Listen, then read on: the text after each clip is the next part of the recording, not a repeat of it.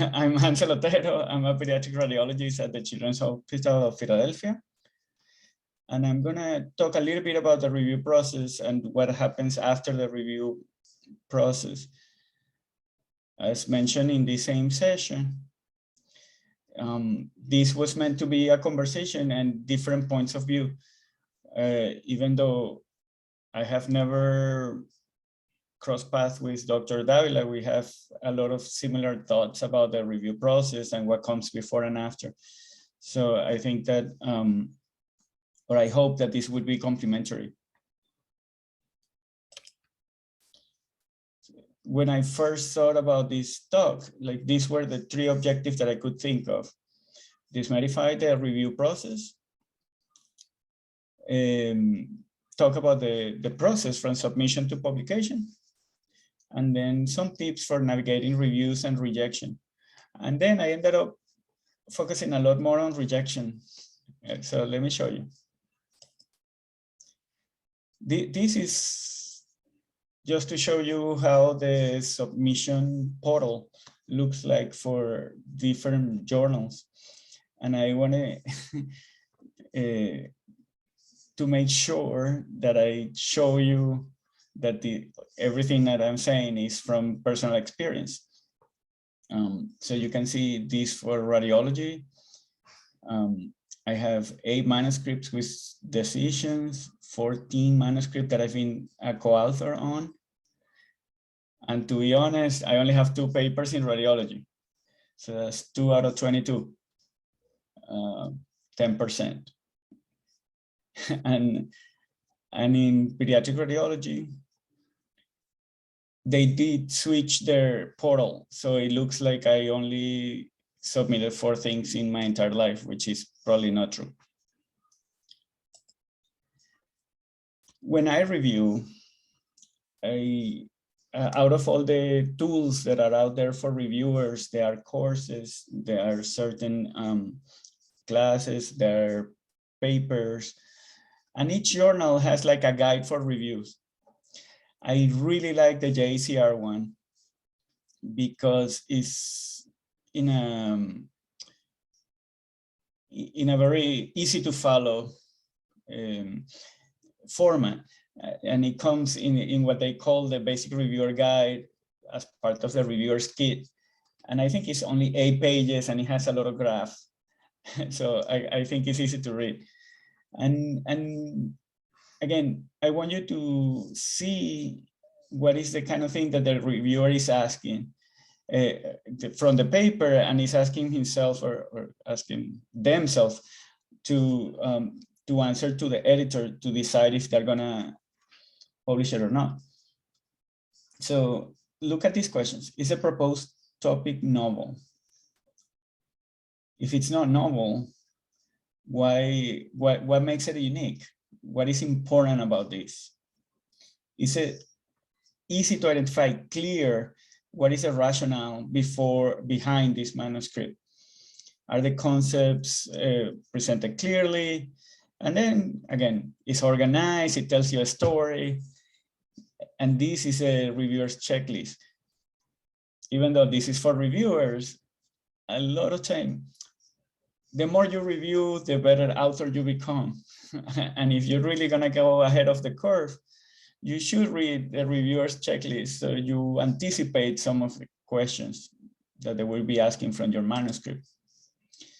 For example, one of the things that I really pay a lot of attention to is the discussion. And in the discussion, if they start introducing new results or telling you all the things that they didn't put on the tables above, but that they think is important, it's a major red flag for me.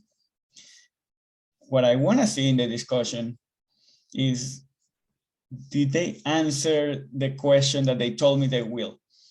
The title tells me a question. The introduction told me a question.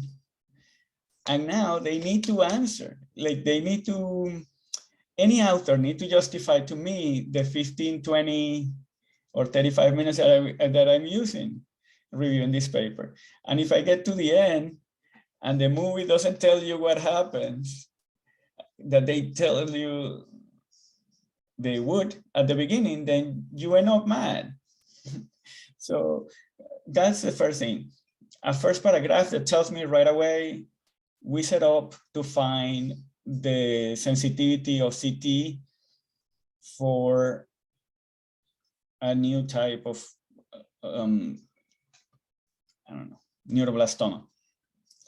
If the first paragraph of your discussion doesn't tell me if CT is better or worse, and it tells me a number of what the sensitivity is, I'm already not happy that I spend my time reading your manuscript.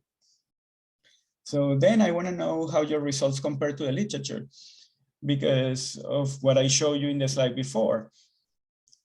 They asked me if your results are novel. You need to tell me it's novel. And then I match it against my knowledge of the topic and say like, yeah, I think it's novel. But you need to tell me, yeah, the literature used to say that CT was not good, but we think it's really good, and these are my numbers. Or the literature said that CT was already good, but we think that we can be as good, and what is novel about my project is that it's with very little radiation and no contrast. Okay, I can see that. But you need to show me what is unique about your project and how it compares to what we knew. I like when people list the strengths, you know, like, oh, we have a higher number of patients. This is a prospective study. This is a first study of bone marrow neuroblastoma to include imaging, because before we used to diagnose it with biopsy, something like that. And that is clear what are the clinical implications. So this study is better than the previous imaging study. What does that mean? Does that mean less biopsies? Can that mean more survival? Or again, less cost, faster imaging? You need to clearly list what is that you expect is the result of your project on our clinical practice. Also, you need to be very clear and upfront about your limitations. We have a retrospective study, the sample is really small, the score that we used was subjective. Any of these things actually protect you against the criticism that I have as a reviewer. Because if you acknowledge all these things, I cannot say like, oh, this study was retrospective and too small of an N, too few subjects, and the score used was subjective. You already told me that. And in spite of that, your study has some value. So it is important to be very sincere and upfront about the limitations of your project. And the other thing that you need to avoid, because it really rubs the reviewers the wrong way, is to say like, oh, this is the best paper, the most comprehensive, largest, whatever. I think it pays off to be humble. Remember that, especially when we haven't published a lot, or as a junior investigator, when you send your project to a good journal, they're going to send it to someone that is more senior on the same topic. So you attempt to be respectful of those, you know, of our seniors or of our elders.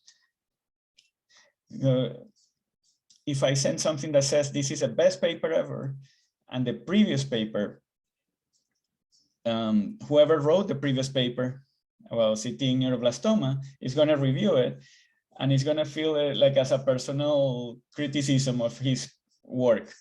Again, most reviewers are happy that you are advancing the science and that you are doing one step forward. So, but avoid being too negative about the existing literature, and avoid being too grandiose about what you are doing. Depending on the journal, you have acceptance rates between 10% and 55%. Again, I wanted to show you personal experience. Again, this must be from Oh, these are reviewers. These are reviews that I have submitted. So this is in radiology, and I've reviewed 30 papers. And if you see, the majority reject, reject, reject, reject with transfer. These are the ones that go to a different journal. But there are a lot of rejections. It's an important journal. It's really hard to get in. It's okay to be rejected. It's also a good place to start your publishing journey, right? Like you start with the best journal. If they reject you, you go to one that is a step below, and then you keep going till you find a good home for that paper. And this is completed reviews for pediatric radiology, and you see that there are a lot more accepts. I don't know, 3 of 10.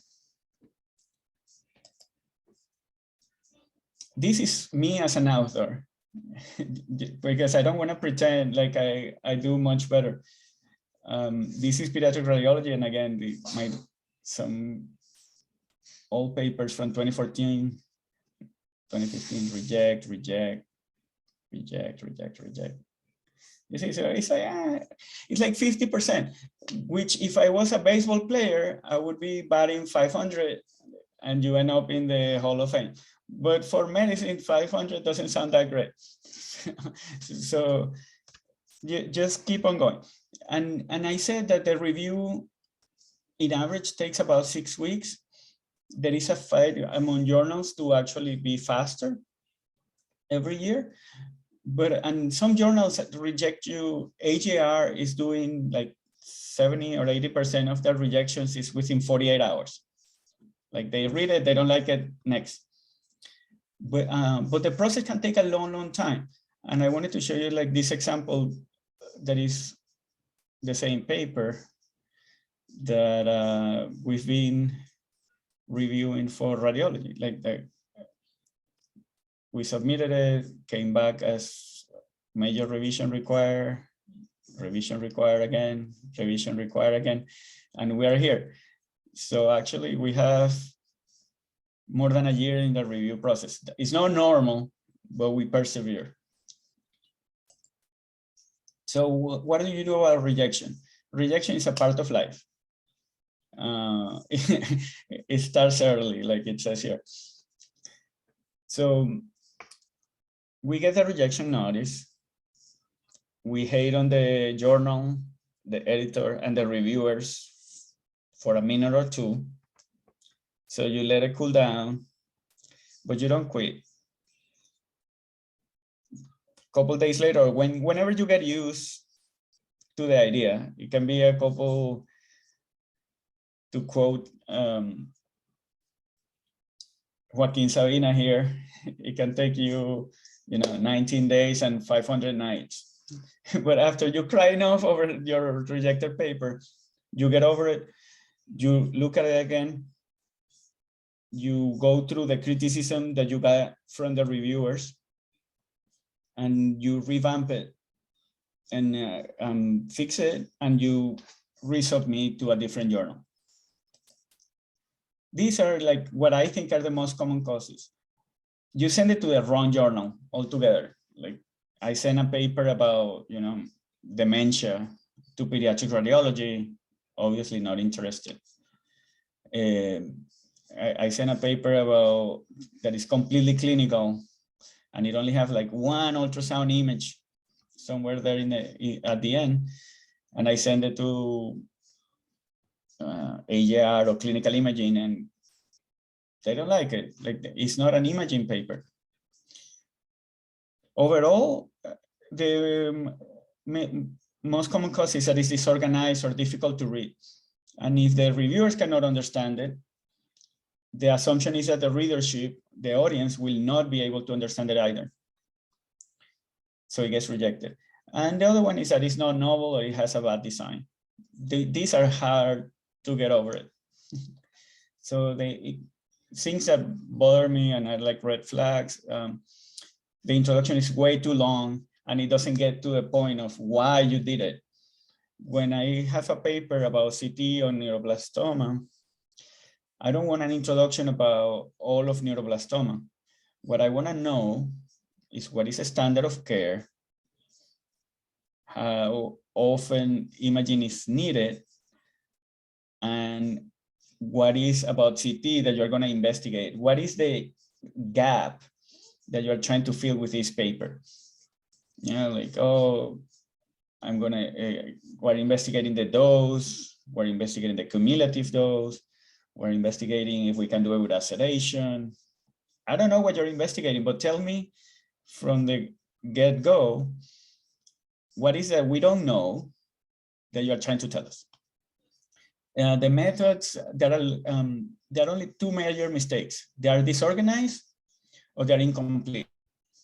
If you don't have a complete method, it's really hard to tell if you are making things up or this is good science. So if they're disorganized, incomplete, impossible to follow, I cannot grade that paper. And because I cannot vouch for it, I need to reject it. The results, most common problems are really confusing. They put a lot of numbers there and they don't tell you why those are important or a way of reading through it. And the other problem is when they start giving you numbers that are not what they told you they would in the methods. So then you don't know where these numbers get from and what to do with them. Again, if you cannot vouch for it, you need to reject it. And the discussion is just that it's misguiding, like either answers the wrong questions or it ignores the limitations altogether. If you don't tell me the retrospective small n that I mentioned before, subjective criteria, then when I read it and I finish it, I say like, hey, it was a small n retrospective with subjective criteria. I need to reject it. There is a very good paper in the IJR, but it's already a little bit old. It's from 2007 that went through the reasons for rejection from international authors. So they had all these reasons. They categorized it into 6 categories. And then they compare US papers versus other countries.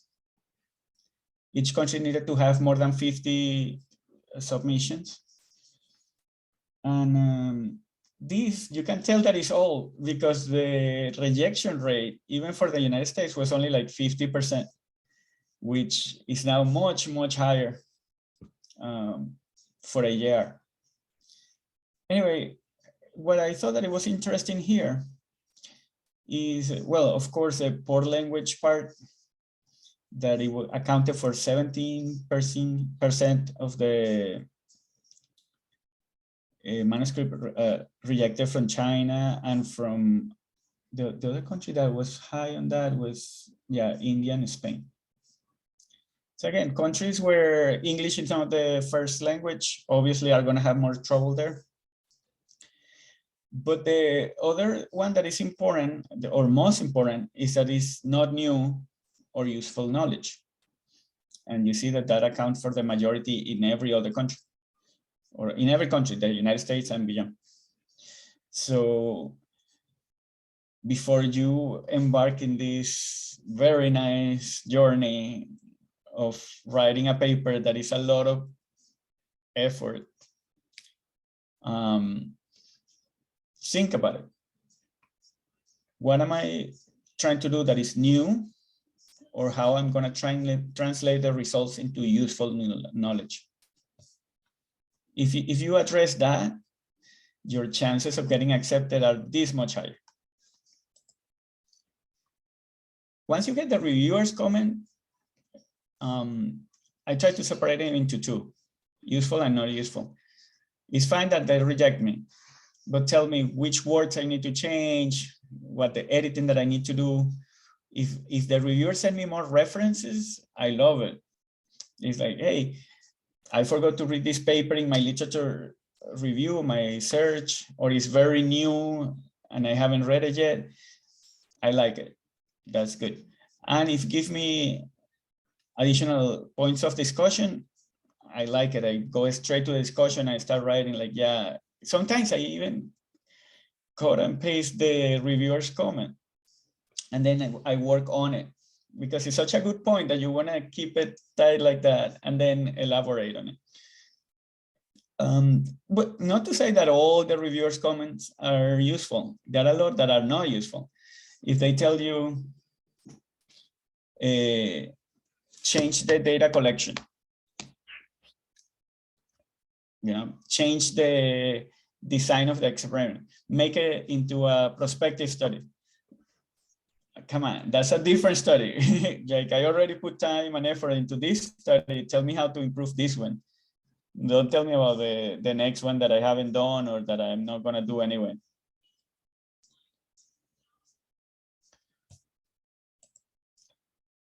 Some of the author's most common comments are: the reviewer didn't understand the project. Instead of getting mad, explain it better. Like, if the reviewer didn't understand it, there are good chances that other readers will not understand it either. So try to take it as a positive and just like improve your paper. The journal doesn't like me. That's unlikely. Most reviews are blinded anyway. But if the journal didn't like your project, then look for another journal.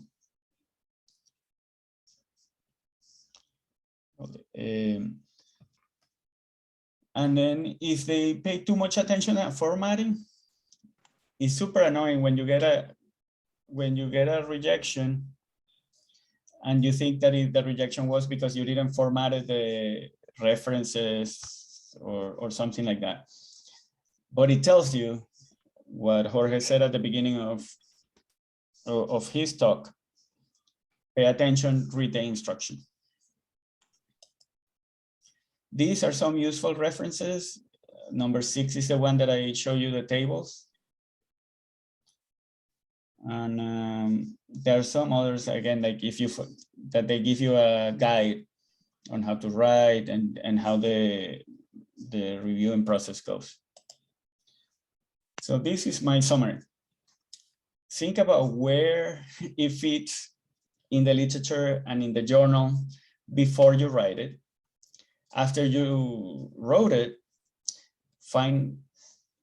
be clear about what is the reason why this should be published. And sometimes you have a collection of pictures that are amazing, and you're like, well, I'm going to put text around these pictures, but these pictures need to be out there.